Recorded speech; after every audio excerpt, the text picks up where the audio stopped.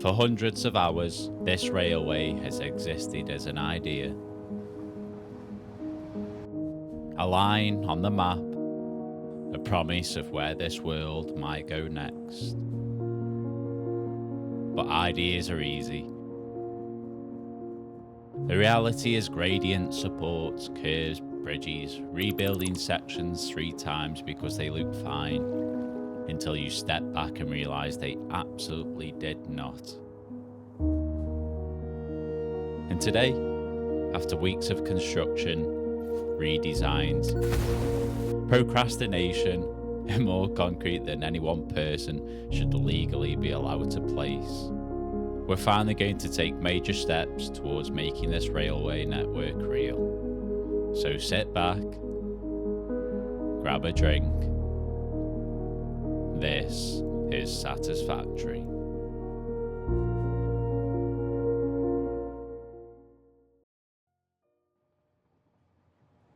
The goal for this project was fairly simple. Create a railway that could become the backbone of the world. Not just a line connecting 2 factories, but infrastructure that future factories, future railways, and future projects could all grow around. The kind of infrastructure that quietly supports everything else.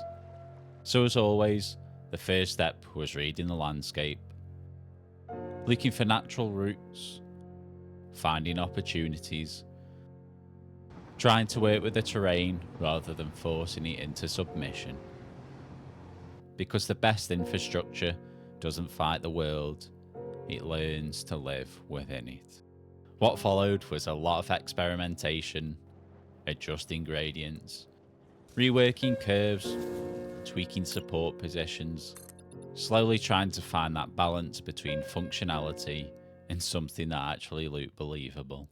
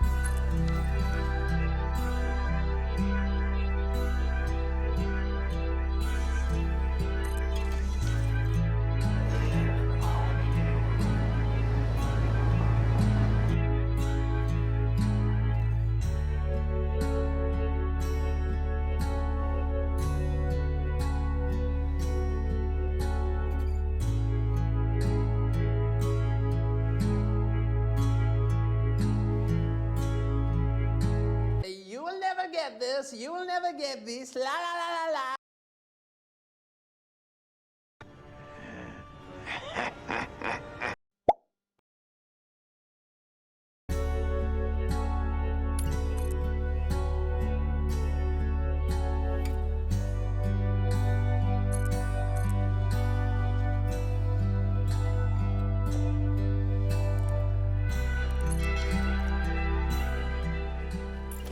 As the railway stretched further across the valley, the scale of the project started becoming obvious. This wasn't just a bridge anymore, it was becoming a landmark. Something that would shape the entire area around it. And honestly, I was pretty happy with how it was turning out. Until I remembered the trim. Because at some point during construction, I made the decision that every exposed edge of the bridge needed detailing. Which seemed like a fantastic idea for approximately 3 minutes. After that, it became increasingly clear I'd accidentally volunteered myself for the world's least rewarding full-time job. Every time I finished a section, another section appeared. Every time I reached the end, there was somehow more bridge. The bridge just kept going and going I'm going.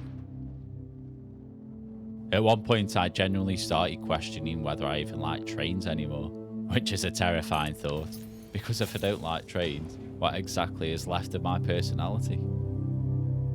Eventually, after what felt like several consecutive business years of placing trim pieces, I reached a point where I simply needed a break, which is when I spotted an e-buy drop pod.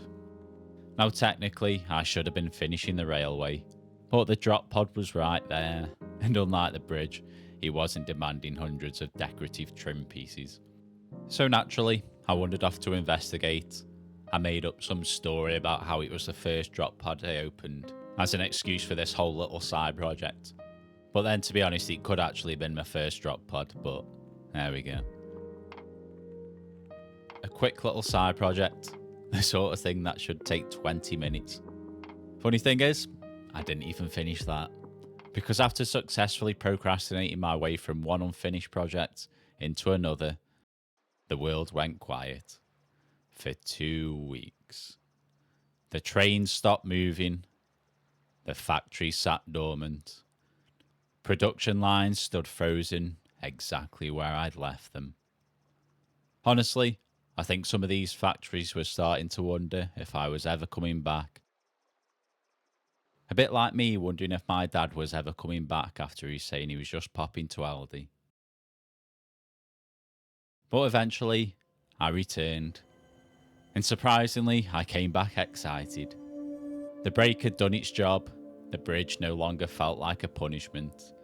The finish line was finally in sight. And for the first time in weeks, I found myself looking beyond the railway itself, because I'd always imagined architecture growing around this junction. Factories wrapped around the infrastructure, roads squeezed beneath the bridges, trucks weaving beneath buildings and railway supports, almost like a miniature industrial city. So I started blocking out the shapes, planning roads, working out where future factories might sit. And honestly, I was getting excited again, especially with the 1.2 update just around the corner, because once vehicle improvements arrived, I couldn't wait to see trucks navigating these tight spaces, moving between factories, crossing beneath railways, bringing the whole area to... The update comes out tomorrow. Oh, for Cut to 2 weeks later, because I was so close, painfully close. The final shots were planned, the narration notes were ready, most of the project was complete, and the finish line was finally in sight. And then the update arrived. Mods broke, tools stopped working. The save had opinions, and what should have been the final few hours suddenly become another 2-week delay. At this point, the factories probably weren't wondering where I'd gone anymore. They accepted I was never coming back. The railway had become an abandoned historical monument. Future generations would study it. School children would visit it. Nobody would remember who built it. But eventually, everything started working again. The save loaded, the trains were still where I'd left them. The bridge was still standing, waiting patiently, and for the first time in over a month, the railway could finally do what it was designed to do: connect. The terminal, the cauldries, future factories on the horizon, future cities, and future stories. And speaking of future stories, while working on this junction, I started making out a few potential building plots around the railway. Some wrapped around the roads, some tucked around the rocks, and some squeezed into spaces that probably shouldn't have buildings in them at all. At the moment, they're nothing more than ideas, little empty spaces waiting for a purpose. But I'd love to get you guys involved in deciding what comes next. So let me know in the comments which plot you'd build first. What should go there? A factory? A warehouse district? A train depot? Or something completely different? Because this railway might finally be finished. sort of, but the area around it is only just getting started.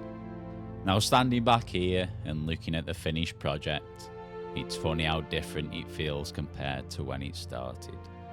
At the beginning, this was just a railway bridge, a practical solution to a logistical problem. Now it feels like part of the landscape, like something that belongs here, something that has always been here. And I think that's when infrastructure is at its best. When it stops feeling like something you've built and starts feeling like something the world grew around. The support on this series continues to amaze me. Every comment, every like, every person who decides to spend part of their day watching me obsess over trains, architecture, and increasingly questionable design decisions genuinely means a lot. If you'd like to access the World Saves, behind the scenes updates, and help support everything I do on the channel, you can find all of that over on the Patreon. And if you've enjoyed the calmer style of content, the architecture, the world building, and even the procrastination, don't forget to check out some of the other series on the channel as well. Whether that's Satisfactory Design School, where we break down the principles behind these builds, or my cinematic projects in games like Windrose, Paralives, and City Skylines. They're all built around the same idea, creating worlds that feel like they have stories to tell. But for now, the network is starting to grow. This world feels more connected than ever before, and we're one step closer to the future I imagined all those episodes ago. Thank you all so much for watching. I really can't wait to see you in the next one. Ginge out.